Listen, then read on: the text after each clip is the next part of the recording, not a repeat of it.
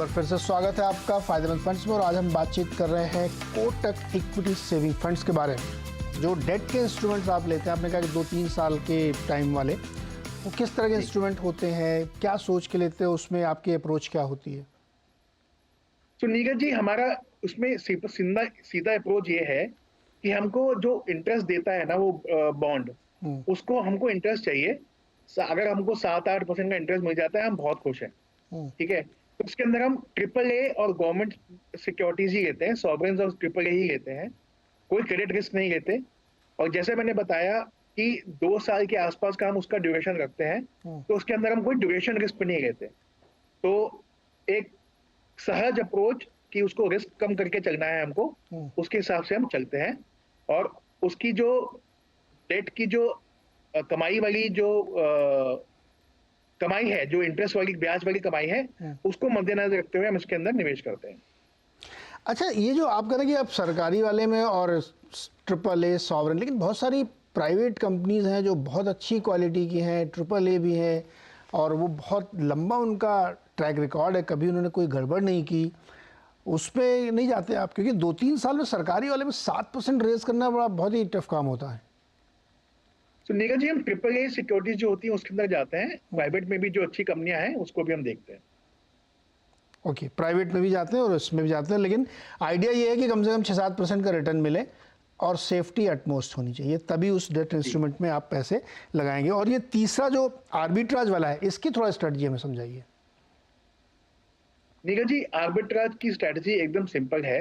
आप कैश में खरीदते हैं शेयर्स और फ्यूचर में उसको बेच देते हैं। तो आपका अब वो स्टॉक ऊपर जाए नीचे जाए आपको उससे कोई फर्क नहीं पड़ता, क्योंकि मान लीजिए आपने 100 रुपए का कैश में खरीदा स्टार्टिंग ऑफ द मंथ और 101 रुपए में उसका फ्यूचर बेच दिया, तो आपने वो 1 रुपया अपने लिए कमा लिया है जो आपको महीने के एंड में मिल जाएगा। तो ये आर्बिट्राज, इक्विटी आर्बिट्राज का स्ट्रेटजी है। इसमें किसी महीने में अठन्नी मिलती है, किसी महीने में किसी स्टॉक में 1.5 रुपया भी मिल जाता है, तो वो तो मार्केट के उसके ऊपर है।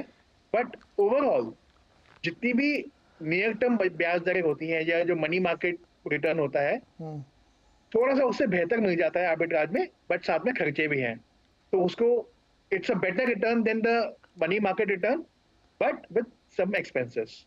क्या क्या खर्चे क्या है इसमें? सर, ब्रोकरेज लगती है, एसटीटी लगता है। नहीं, अच्छा, ये तो बड़ा दिलचस्प बात है कि अगर मान लो सेफली माने कि 1 रुपया बनी जाता है, तो साल भर में बहुत शानदार रिटर्न बनेगा। इसमें तो थोड़ा इसमें बढ़ा सकते हैं क्या? नीरज जी, आज अगर हम पिछले 6 महीने का आर्बिट्राज का रिटर्न देखें, तो कोई 7.5-8% के आसपास का रिटर्न रहा है सालाना। तो I think it's a good number. 7.5-8% का आर्बिट्राज से, 7% का डेट से, और इक्विटी से तो सर कम से कम 15% नहीं, 13-14% तो निफ्टी दे देगा। सर, अगर 13-14% दे देगा निफ्टी तो हम उससे बेहतर दे देंगे।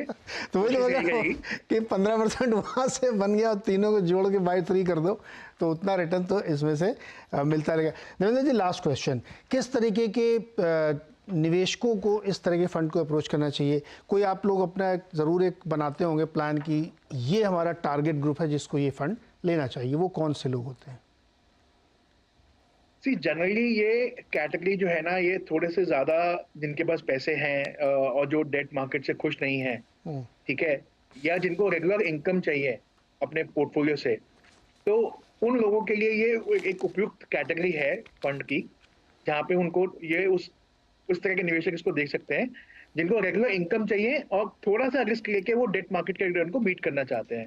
तो this category is open to हर तरह के इन्वेस्टर्स जो थोड़ा सा रिस्क लेके थोड़ा बेहतर रिटर्न अपने लिए देना चाहते हैं, और साथ साथ रेगुलर इनकम अगर किसी को चाहिए तो वो सिस्टमैटिक विड्रॉल प्लान के थ्रू इसमें डेफिनेटली एक इसको एज अ टूल यूज कर सकते हैं अच्छे स्टेडी रिटर्न्स के लिए आने वाले कई सालों के लिए। अगर SWP इसमें कोई करेगा तो उसको एवरेज कितना बन सकता है महीने का इन टर्म्स ऑफ परसेंट? देखिए, ये कैटेगरी ने पिछले 5 साल में कुछ 9-10% का रिटर्न दिया है, थोड़ा ज्यादा ही दिया है, बट आई थिंक पीछे मार्केट भी काफी साथ में रहा है। बट जैसा आपने अभी हिसाब लगाया था 30% डेट में, 30% आर्बिट्राज में, 30% इक्विटी में, तो मुझे लगता है एक अगर आप 5-6% सालाना या 7% तक आप देखें हाँ। तो आपको विड्रॉल कर सकते हैं। 3 साल के अंदर आपको आपका कैपिटल एप्रिसिएशन भी हो जाएगा और आपको रेगुलर इनकम भी आती रहेगी, but in a much more tax efficient way. बिल्कुल टैक्स एफिशिएंट वे से अगर 9-10% फंड बना रहा है तो आपको उसमें से 6-7 ही निकालने चाहिए, जिससे कैपिटल एप्रिशिएशन भी हो और आपको मंथली इनकम भी मिले। ये जो SWP सिस्टमेटिक विड्रॉल प्लान वाले लोग हैं उनके लिए भी एक मुफीद फंड ये हो सकता है, क्योंकि इसमें तीनों तरह के इंस्ट्रूमेंट हैं और देवेंद्र जी जैसे काबिल फंड मैनेजर भी हैं। देवेंद्र सर बहुत बहुत शुक्रिया हमारे साथ जुड़ने के लिए, बातचीत करने के लिए और निवेशकों को समझाने के लिए कि इस फंड के क्या फ़ायदे हो सकते हैं।